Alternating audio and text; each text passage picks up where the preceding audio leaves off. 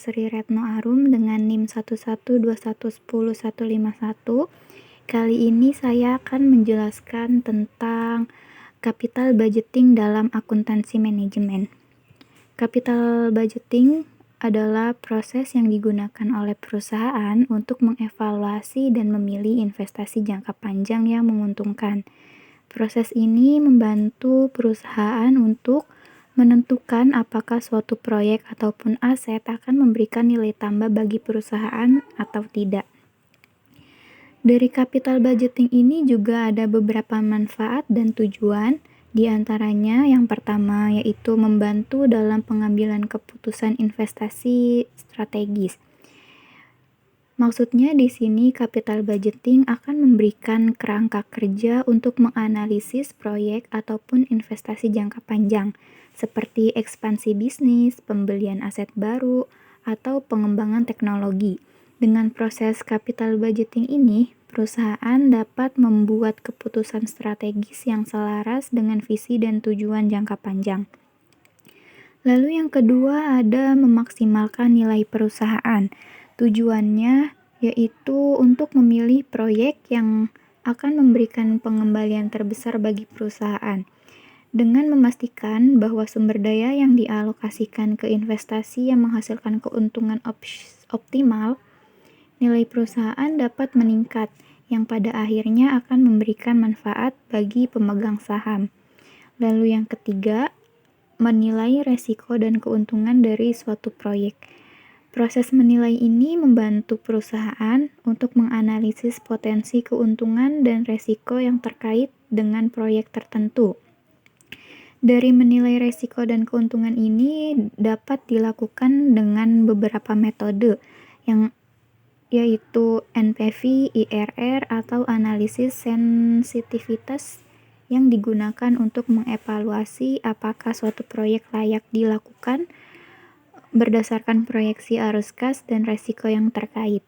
Kemudian yang keempat, adanya mengalokasikan sumber daya secara efisien. Dengan capital budgeting ini, perusahaan dapat memprioritaskan proyek yang memberikan nilai tambah yang paling tinggi. Mengalokasikan sumber daya secara efisien dapat memastikan bahwa sumber daya termasuk modal, waktu, dan tenaga kerja digunakan secara optimal dan tidak terbuang pada proyek yang kurang menguntungkan. Lalu kemudian ada tahapan dalam capital budgeting. Tahapan-tahapan ini terdiri dari 5. Yang pertama yaitu mengidentifikasi peluang investasi. Mengidentifikasi proyek atau investasi potensial yang mendukung tujuan strategis perusahaan. Contohnya, perusahaan dapat mempertimbangkan ekspansi ke pasar baru, pembelian teknologi canggih, atau investasi pada lini produksi yang baru. Setelah diidentifikasi, dapat juga dilakukan perkiraan biaya dan manfaat. Perusahaan memperkirakan biaya awal proyek, biaya operasional, dan manfaat finansial, contohnya seperti arus kas masuk yang diharapkan. Data ini penting untuk menentukan apakah proyek layak dilakukan atau tidak. Setelah kita perkirakan biaya dan manfaatnya, kita bisa melakukan tahap evaluasi proyek. Evaluasi proyek ini bisa digunakan untuk menilai kelayakan proyek, seperti dengan penggunaan metode payback period, net present value atau sering disebut dengan NPV, dan juga adanya internal rate of return atau IRR. Kemudian setelah dievaluasi, proyek ini akan diseleksi. Berdasarkan dari hasil evaluasi, perusahaan memilih proyek yang memiliki manfaat finansial yang paling tinggi, resiko yang dapat dikelola, dan kontribusi strategis terbesar terhadap tujuan perusahaan. Setelah itu, setelah sudah kita identifikasi dan perkirakan sampai seleksi, kita bisa mengimplementasikan. Selanjutnya ada metode evaluasi capital budgeting. Evaluasi capital budgeting ini ada beberapa metode. Yang pertama yaitu payback period. Payback period ini dia bisa memperkirakan waktu yang dibutuhkan untuk mengembalikan investasi awal. Dari payback periode ini ada beberapa kelebihan, yaitu dia lebih sederhana dan mudah untuk dipahami. Tapi ada juga kekurangannya. Dari kekurangan payback period ini, dia tidak bisa untuk mempertimbangkan nilai waktu uang. Lalu ada net present value atau sering disebut dengan NPV. Net present value ini selisih antara nilai kini arus kas masuk dan nilai kini arus kas keluar. Lalu net present value ini proyeknya dapat diterima jika NPV-nya lebih besar dari 0.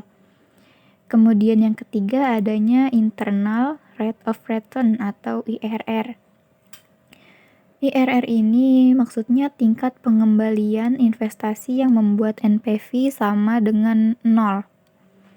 Lalu kemudian yang keempat adanya profitability index. Profitability index ini rasio antara nilai kini arus kas masuk dan investasi awal. Profitability index lebih besar menunjukkan proyek menguntungkan.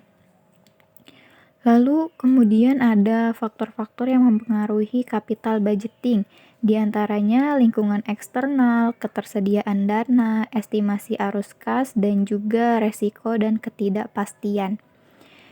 Lingkungan eksternal ini contohnya faktor eksternal seperti kondisi ekonomi, regulasi pemerintah, tingkat suku bunga, atau tren pasar yang dapat mempengaruhi keputusan capital budgeting.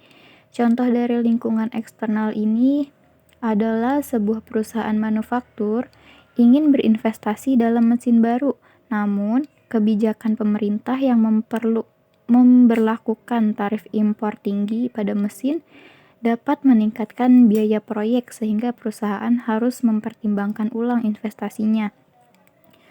Kemudian contoh selanjutnya, jika ada resesi ekonomi, perusahaan mungkin menunda investasi besar karena ketidakpastian permintaan produk di masa depan. Kalau ketersediaan dana, maksudnya jumlah dana yang tersedia untuk diinvestasikan menjadi faktor penting. Jika dananya terbatas, maka perusahaan hanya dapat memilih proyek dengan prioritas tinggi atau pengembaliannya yang optimal.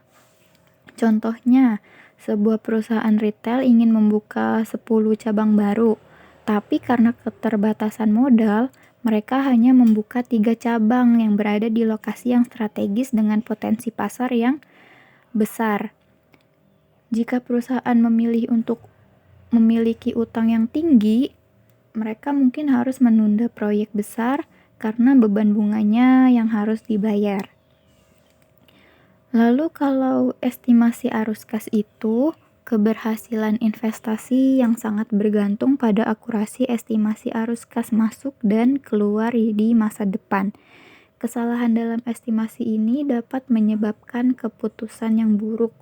Contohnya kita ambil misal perusahaan teknologi mengembangkan produk baru dengan harapan akan menghasilkan pendapatan yang besar. Namun, perkiraan arus kasnya ternyata terlalu optimis karena produk tersebut tidak laku di pasar, sehingga investasinya menjadi tidak menguntungkan. Sebaliknya, jika estimasi yang hati-hati dengan mempertimbangkan atau memperhitungkan biaya yang tak terduga dan potensi penurunan permintaan, dapat membantu perusahaan untuk menghindari yang namanya kerugian. Selanjutnya, resiko dan ketidakpastian. Setiap proyek itu kan pasti investasinya memiliki resiko, seperti perubahan pasar, fluktuasi harga bahan baku, ataupun ketidakpastian politik. Perusahaan harus mempertimbangkan resiko ini dalam perhitungan mereka. Contoh kita ambil, misal sebuah perusahaan energi mempertimbangkan proyek pembangkit listrik tenaga surya di wilayah dengan potensi cuacanya yang ekstrim. Ketidakpastian terkait jumlah sinar matahari yang dapat diterima menjadi risiko yang mempengaruhi perhitungan keuntungan. Proyek yang melibatkan ekspansi ke pasar baru, seperti contohnya luar negeri, menghadapi resiko politik dan ekonomi seperti peraturan yang berubah atau nilai tukar mata uang yang fluktuatif. Ada kelebihan dan kekurangan dari capital budgeting. Yang pertama itu ada kelebihan. Kelebihan yang pertama dapat membantu perusahaan untuk membuat keputusan yang strategis. Maksudnya di sini capital budgeting mungkin memungkinkan perusahaan menilai proyek atau investasi yang sesuai dengan tujuan strategis jangka panjang. Contohnya, perusahaan dapat memilih investasi dalam teknologi yang ramah lingkungan untuk memenuhi tuntutan pasar yang berkelanjutan sekaligus menjaga reputasi perusahaan. Yang kedua, kelebihannya itu mempertimbangkan nilai waktu uang dengan metode NPV dan IRR. Maksudnya di sini, capital budgeting dapat memperhitungkan bahwa nilai uang saat ini lebih berharga dibandingkan dengan nilai yang sama di masa depan. Contohnya, proyek dengan NPV positif dipilih karena memberikan pengembalian yang lebih besar dibandingkan biaya modal yang dikeluarkan. Lalu yang ketiga, kelebihan dari capital budgeting ini dapat mengukur profitabilitas dan kelayakan investasi. Proses dari mengukur ini memungkinkan perusahaan untuk menentukan apakah suatu proyek layak secara finansial dan apakah manfaatnya lebih besar daripada biayanya. Contohnya seperti proyek yang menghasilkan IRR di atas cost of capital dianggap layak dan menguntungkan bagi perusahaan. Setelah kelebihan, ada juga kekurangan dari capital budgeting. Yang pertama yaitu proses analisis bisa saja kompleks. Capital budgeting ini melibatkan analisis mendalam seperti perhitungan NPV, IRR, dan analisis sensitivitas yang membutuhkan data akurat dan pemahaman yang baik terhadap metodologi. Contohnya, proyek dengan banyak variabel sulit dianalisis jika tim tidak memiliki keahlian yang cukup dan menggunakan alat analisis. Lalu yang kedua, kekurangannya yaitu capital budgeting ini bergantung pada proyeksi yang mungkin tidak akurat. Keberhasilan capital budgeting sangat bergantung pada akurasi proyeksi arus kas di masa depan yang sulit dipastikan karena adanya ketidakpastian pasar ataupun perubahan ekonomi. Contohnya, proyek ekspansi gagal menghasilkan arus kas yang diharapkan karena perusahaan mendadak dalam preferensi konsumen. Lalu yang ketiga, kekurangan dari capital budgeting ini dia mempunyai resiko ketidakpastian yang tinggi. Resiko seperti fluktuasi ekonomi, perubahan teknologi, ataupun kebijakan pemerintah dapat mempengaruhi kelayakan proyek di masa depan. Contoh dari resiko ketidakpastian ini, proyek pembangunan pabrik baru terhambat karena adanya kenaikan mendadak dalam harga bahan baku. Kemudian, ada tantangan dalam implementasi dari capital budgeting. Yang pertama, yaitu estimasi arus kas yang tidak akurat. Perkiraan arus kas ke masa depan seringkali didasarkan pada asumsi yang mungkin terlalu optimis ataupun pesimis. Jika estimasi tidak realistis, maka keputusan yang diambil dapat salah. Contohnya, seperti perusahaan yang memprediksi arus kas masuk yang tinggi dari produk baru tetapi gagal memperhitungkan persaingan pasar sehingga proyek menjadi tidak menguntungkan. Tantangan selanjutnya yaitu perubahan kondisi eksternal. Faktor eksternal ini contohnya tuh seperti fluktuasi suku bunga, inflasi, atau perubahan regulasi yang dapat mempengaruhi kelayakan proyek. Contoh dari perubahan eksternal ini yaitu proyek investasi properti menjadi kurang menguntungkan karena kenaikan tajam suku bunga yang meningkatkan biaya pendanaan. Kemudian tantangan selanjutnya adanya keterbatasan data. Dalam beberapa kasus, data yang diperlukan untuk analisis mungkin tidak akan lengkap ataupun ada saja yang tidak tersedia.